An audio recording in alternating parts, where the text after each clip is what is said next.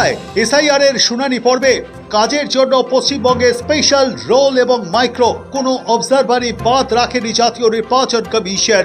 দিন কয়েক আগে রাজ্যে 4 জন বিশেষ পর্যবেক্ষক নিয়োগ করা হয়েছিল। তার আগে সুব্রত গুপ্তকে বিশেষ পর্যবেক্ষক পদে বসানো হয়েছিল।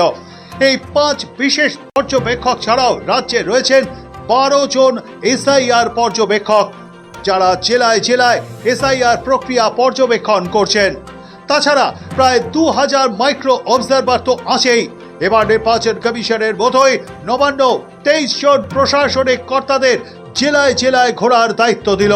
এসআইআর আবহে এবার নবান্নের তরফেও 23 জন অবজারভার নিয়োগ করা হলো। তবে এদের সঙ্গে এসআইআর এর কোনো সম্পর্ক নেই। নবান্নের তরফে জানানো হয়েছে, বিভিন্ন জেলায় উন্নয়নমূলক কাজের তদারকিতেই এই শীর্ষ প্রশাসনিক কর্তাদের নতুন করে দায়িত্ব দেওয়া হচ্ছে। উন্নয়ন প্রকল্পে নজরদারিতে শীর্ষ আধিকারিকরা।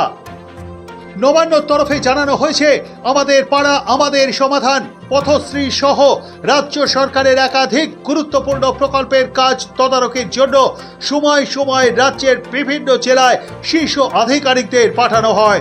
সেই প্রক্রিয়ারই অঙ্গ হিসেবে নতুন করে জেলা ও এলাকা ভাগ করে দেওয়া হলো। মাঠে নেমে কাজের অগ্রগতি খতিয়ে দেখার নির্দেশ।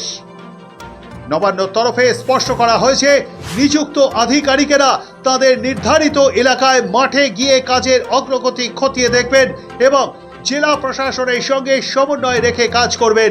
এই নির্দেশ অবিলম্বে কার্যকর হবে বলেও জানানো হয়েছে।